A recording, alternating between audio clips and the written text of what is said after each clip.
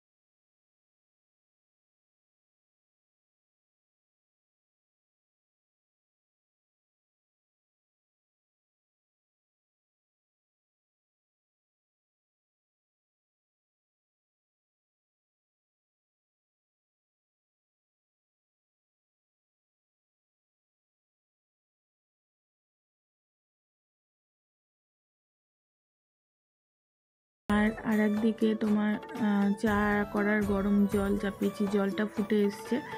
এবার চাটা মানে আমার হাজব্যান্ডের জন্য চা করে নিচ্ছি। তো চাটা এই যে চায়ের পাতা দিয়ে দিলাম।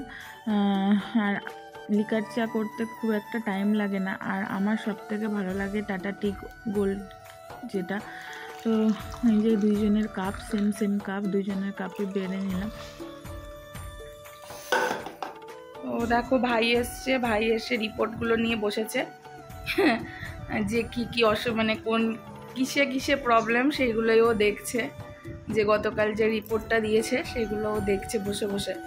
আর এদিকে চা খাচ্ছি। আর ও মেনলি এসছে হলো দিলীপের জন্য পিঠে নিয়ে, আর এসেই ওই সমস্ত কিছু দেখছে। আর আমার দেখো প্রচণ্ড পরিমাণে গরম লাগছে, জানি না কেন, ফ্যান চালিয়ে নিচ্ছি ফুল স্পিডে। তো মানে এত গরম লাগছে বুঝতে পারছি না কেন, মানে কাজও তো সেরকম করছি না যে গরম লাগার মতো, কিন্তু প্রচণ্ড গরম লাগছে, তাই ফ্যানটা চালিয়ে বসলাম। তো এটা স্বপ্না মাসি দিলীপের জন্য পাঠিয়েছে পাটিসাপটা। নারকেলের গো, তাহলে ক্ষীরের পাটিসাপটা বাড়িতে বানানো স্বপ্না মাসির হাতের। দিলীপের তো এই খেয়েই পেট ভরে যাবে, আদৌ আর ভাত খাবে কিনা সন্দেহ, অলরেডি খাওয়া শুরু করে দিয়েছে। এই শুনে নাও তোমরা যে আমার কিসে ওই বলুক যে কিসে প্রবলেম আছে আমার। ইওসিনোফিলটা একটু কম, হিমোগ্লোবিনটা কম আছে, আর টোটাল আইজি কাউন্টটা একটু কম আছে। কম আছে বলতে আইজি কাউন্ট মানে ওই ইমিউনোগ্লোবিন, বলে ইমিউনোগ্লোবিউলিন এটা যেটা আমাদের। আর একটা দেখ ডেঞ্জার আছে, রেড করে দিয়েছে 182 এরকম, লেস দ্যান 200 থাকার কথা, মানে 100 কমে থাকার কথা, ওটা 182 আছে, মানে হাইলি অ্যালার্জিক। অ্যালার্জির জন্য ওটা পোটেন্ট আইজি, সেখানে যে কোনো কিছু তোর অ্যালার্জি হয়ে যাচ্ছে। কাশিটাই মেন বল, আমার কাশি হয়ে বেশি থাকলে তো হবেই। তোর হাউস ডাস্টটা কমাতে হবে, হাউস ডাস্ট আর বালিশ ওপেন রাখা যাবে না, বালিশগুলো সব ঠিক করা। শুনতে পেলে ওই বলে দিল আমার হয়ে, আমার একটা কাজ কমিয়ে দিল। কিন্তু ব্যাপারটা হলো ওইখানে খাবার দাবারে কোনো রেস্ট্রিকশন দেয়নি, কেননা সব কিছুই খেতে বলেছে, চিংড়ি কাঁকড়াটা বাদ দিয়ে সব কিছুই খেতে বলেছে। আর হ্যাঁ, হাউস ডাস্টটা অবশ্যই কমাতে বলেছে, চাদর কাচতে বলেছে গরম জলের, আগের বারও বলেছিলাম। আর হ্যাঁ, বালিশগুলো এবার একটু চেঞ্জ করতে হবে, কেননা প্রত্যেকটা বালিশই তুলো বেরোচ্ছে, যেটা নাকি আমার প্রবলেমে দাঁড়িয়ে যাচ্ছে। এটা একদম ঠিক, প্রত্যেকটা বালিশ দেখ তুলো বেরিয়ে গেছে। তো আমাকে ইমিডিয়েটলি আমার এই বালিশগুলো চেঞ্জ করতে হবে। তো দেখা যাক বালিশগুলো কবে চেঞ্জ করতে পারি। আর ঘর দুয়ার পরিষ্কার বলতে সেই রকম ধুলো রাখি না, তাও যদি চোখে পড়ে তাও সেগুলো পরিষ্কার করে ফেলবো, সেই আমাকেই করতে হবে। হ্যাঁ বলেছে। টলটল বলছে মাস্ক ইউজ করে সমস্ত কিছু কর, মানে এতদিন মানে করোনার জ্বালায় বাইরে বেরিয়েছি। N95 রয়েছে তো, ওইগুলো পরেই, হ্যাঁ ওইগুলো পরেই তোমার এই কাজগুলো করতে হবে। তো দেখা যাক কি করা যায় নিজেকে ভালো রাখতে গেলে। এই পিঠেগুলো ঢেকে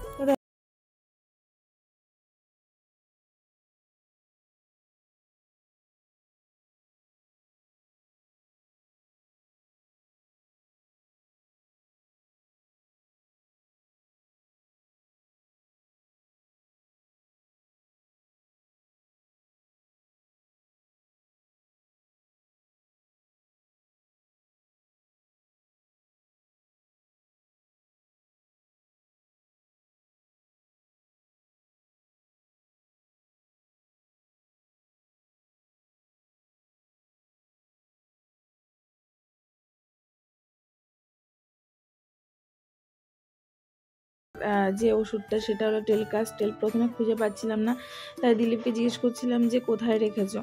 আর আমার আজকে 3 দিনের জামা কাপড় কাচা হয় না বলে আমি এই শাড়িটা পরেই ব্লগটা করছি, কেননা শাড়িটা পরতে না বেশ ভালো লাগছে।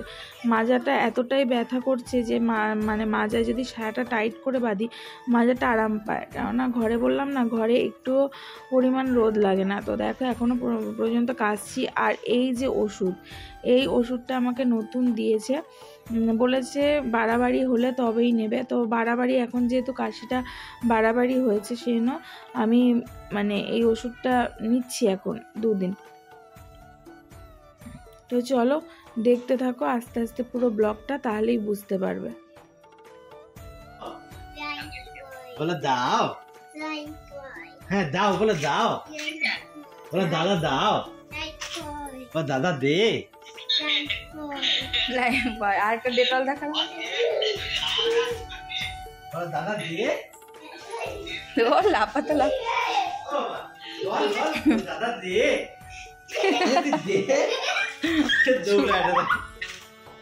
ছুঁয়াছুঁই খেলছে তার বাবার সাথে।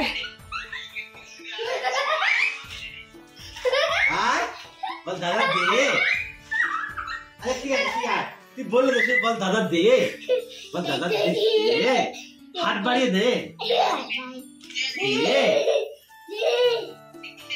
পেলে আমার ভাই এসেছিল, তো ভাই একটা আইডিয়া দিয়ে গেল। আমার এটা মাথা থেকে একদমই আউট হয়ে গেছিলো। ও আমাকে বললো যে ঘরের ডাস্ট দূর করার জন্য, কেননা একটা জিনিস দেখো আমার এটাতেই কীরকম পরিমাণ ডাস্ট। তো ও বললো যে আমার যেহেতু হাউস ডাস্টটা বেশি, আর ও ওই জন্য বললো যে একটু ভ্যাকুম ক্লিনার কিনতে। আর তোমরা যারা আমার আগের ব্লগে দেখেছো অনেক দিন আগে যে আমি একটা ভ্যাকুম ক্লিনার কিনেছিলাম, কিন্তু আমি সেটা ইউজ করি না। এবার ব্যাপারটা হলো এখন সেটা কাজে লাগবে। ও বলাতে হুট করে আমি ওকে বললাম আমার তো রয়েছে ভ্যাকুম ক্লিনার। তো মানে ও বলছে তাহলে তোর এত ইয়ে করিস কেন, তাড়াতাড়ি ভ্যাকুম ক্লিনার বার কর, ওরা তাড়াতাড়ি খুব সুন্দর ধুলোগুলোও কিন্তু পরিষ্কার হয়ে যাবে। তো এখন ভ্যাকুম ক্লিনারটা দেখি, যদি পারি দিলীপ যদি বার করে দেয় তো ভালো, বার করলে আমি এখনই এই মুহূর্তে সমস্ত কিছু পরিষ্কার করব। তো দেখা যাক ও বার করে দেয় কিনা। বন্ধুরা দেখো কাজ করতে করতে হঠাৎই বসে পড়লাম।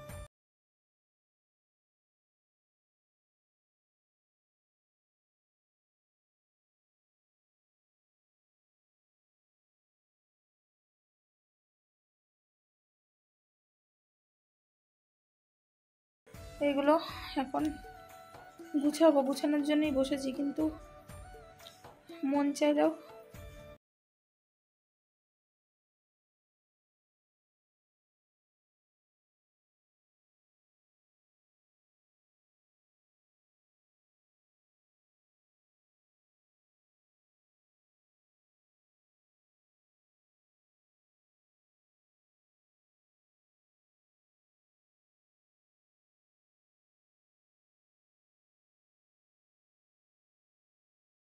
নিল বাবা, দাদা গিয়ে নিয়ে আসলো, আর প্রদীপ কাকু গিয়ে নিয়ে আসলো।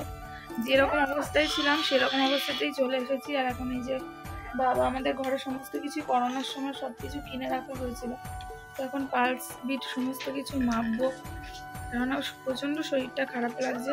বলেছিল যে এই ওষুধটা নিলে শরীরটা খারাপ হবে, কিন্তু আমার অত্যাধিক শরীরটা খারাপ লাগছে। এবার দিলীপ যেহেতু রাতে থাকবে না, সেহেতু আমি রিস্ক পেলাম না, দিলীপও রিস্ক পেল না, ওই জন্য চলে আসলাম।